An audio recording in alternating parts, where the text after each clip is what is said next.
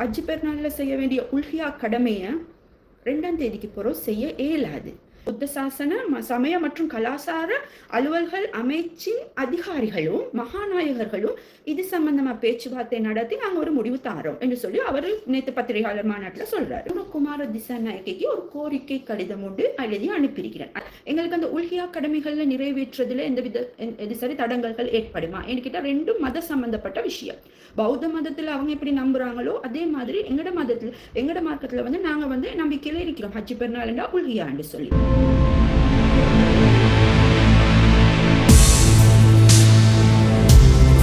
அஸ்ஸலாமு அலைக்கும் வரஹ்மத்துல்லாஹி வபரகாத்துஹு. நான் சட்டத்தரணி நுஸ்ரா நஜ்முதீன். மீண்டும் ஒரு பதிவில் உங்கள் அனைவரையும் சந்திப்பதில் மகிழ்ச்சி அடைகின்றேன். அல்ஹம்துலில்லாஹ். இன்றைக்கு நான் உங்களோட பேச போகிற விஷயம் என்னென்னு பார்த்தீங்கன்னு சொன்னால், மே 28ஆம் திகதி ஹஜ் பெருநாள். எங்களுக்கு ஹஜ் பெருநாள் என்றாலே தியாகம், சாக்ரிஃபிகேஷன், இதை நினைவு கூறும் முகமாக நாங்கள் உல்ஹியா கடமைகளில் கடமையை நிறைவேற்றுவோம். அது எல்லாருக்கும் தெரியும், அதில் மாற்று கருத்துக்கள் இல்லை. இப்போ என்ன பிரச்சனைன்னு சொன்னீங்கன்னா பார்த்தீங்கன்னு சொன்னால், எங்களோட கேலண்டரோட அடிப்படையில் வெசாக்ன்னு சொன்னால் மே 1ஆம் திகதி, மே 2ஆம் திகதி டே ஃபாலோவிங் வெசாக். இது ரெண்டும் public and bank holiday Poya day, right.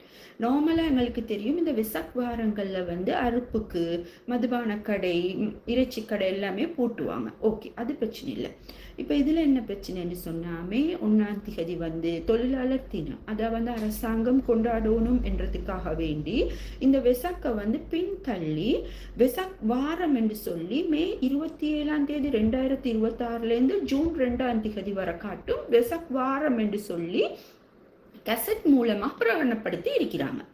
Gazette 21ஆம் தேதி 4ஆம் மாதம் 2026 எக்ஸ்ட்ரா ஆர்டினரி கெசட் இலக்கம் 2485/4 அடிப்படையில் ministry of public administration and provincial council and local government ministry declare பண்ணியிருக்கிறாங்க. இது ஒரு கேபினட் டிசிஷன் என்றும் சொல்லியிருக்கிறாங்க. ரைட். இப்போ இந்த வெசாக் வாரம் பின்தள்ளப்பட்டதால 27 மே 2026 2ஆம் திகதி ஜூன் 2026 வரை காட்டும் வாரதால எங்களோட ஹஜ் பெருநாள் 28ஆம் திகதி வர இருக்குது. அப்போ இதில் எங்களுக்கு அந்த உல்ஹியா கடமைகளில் நிறைவேற்றுறதுல எந்த சரி தடங்கல்கள் ஏற்படுமா என்கிட்ட ரெண்டும் மத சம்பந்தப்பட்ட விஷயம். பௌத்த மதத்தில் அவங்க எப்படி நம்புறாங்களோ அதே மாதிரி எங்கட மார்க்கத்தில் நாங்கள் நம்பிக்கையில இருக்கிறோம். ஹஜ் பெருநாள்னா உல்ஹியான்னு சொல்லி. இதில் ஏதாவது தடங்கல்கள் ஏற்படுமா என்று நிறைய கருத்து முரண்பாடுகள் இப்போ சமூக வலைத்தளங்களில் பேசப்பட்டு கொண்டு வருது. என்னன்னு கேட்டால், அரசாங்கத்தின் சார்பில் முனீர் முலாஃபர் பிரதி அமைச்சர் அவர் ஒரு ஸ்டேட்மெண்ட் விட்டதா பல சமூக வலைத்தளங்களில் வருது. எப்படியான ஸ்டேட்மெண்ட்னா, பௌத்த சமூகத்தின் மத நம்பிக்கைகளை மதித்து எமது மத செயற்பாடுகளில் மேற்கொள்வதில் எந்த தடங்களும் கிடையாது என்று சொல்லி அவர் சொல்லியிருக்கிறதா எல்லா இதுல மீடியாலையும் வருது. ஆனா இன் ரைட்டிங்ல எந்த டாக்குமெண்ட்டும் இல்லை. அதே போல அமைச்சரவை பேச்சாளர் அவர் என்ன சொல்றாருன்னு சொன்னா, புத்த சாசன சமய மற்றும் கலாசார அலுவல்கள் அமைச்சின் அதிகாரிகளும் மகாநாயகர்களும் இது சம்பந்தமா பேச்சுவார்த்தை நடத்தி நாங்க ஒரு முடிவு தாரோம் என்று சொல்லி அவர் நேற்று பத்திரிகையாளர் மாநாட்டில் சொல்றாரு. இது எப்படி இருந்தாலும் எங்களுக்கு இன் ரைட்டிங் ஒரு தெளிவு வேண்டும். இப்போ இதை நான் எப்படி பெற்றுக்கொள்றேன், யார்கிட்ட கேட்கறது என்று பார்த்தீங்கன்னு சொன்னால், யார்கிட்ட கேட்குறேன்னு சொன்னால் சரியான ஆள் ஜனாதிபதி. அவர் எலெக்ஷன் வார நேரமோ எலெக்ஷனில் வெத்துற நேரமோ அவர் சொன்னது மதங்களுக்கு இடையில இன முருகலோ இன பாகுபாடோ எதுவும் வராமல் நான் பாதுகாப்பேன். ஆனால் அவர் சொன்ன மாதிரி இந்த 2.5 வருஷம் எங்களுக்கு எங்கட மத அனுஷ்டானங்களை செய்கிறதுல எந்த பிரச்சனையும் இருக்கல. வரவேற்கத்தக்க விஷயம், பாராட்டத்தக்க விஷயம். அதே போல இந்த 28ஆம் திகதி வார ஹஜ் பெருநாளையும் எங்களுக்கு எந்த விதமான பிரச்சனையும் இல்லாம இருக்கணும் என்றதுக்காக வேண்டி நாங்க அனுரகுமார திசாநாயகிக்கு ஒரு கோரிக்கை கடிதம் உண்டு எழுதி அனுப்பியிருக்கிறேன். அந்த கடிதத்தை நான் ஃபர்ஸ்ட் காமெண்ட்ல பின் பண்றேன். அந்த கடிதத்தை அதை பாருங்க.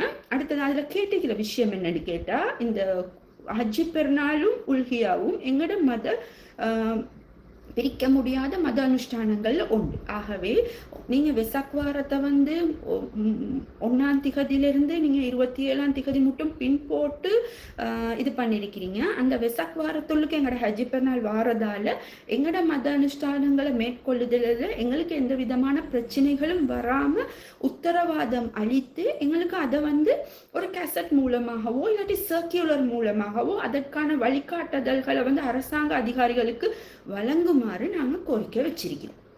இது ஒரு சமூக கடமை.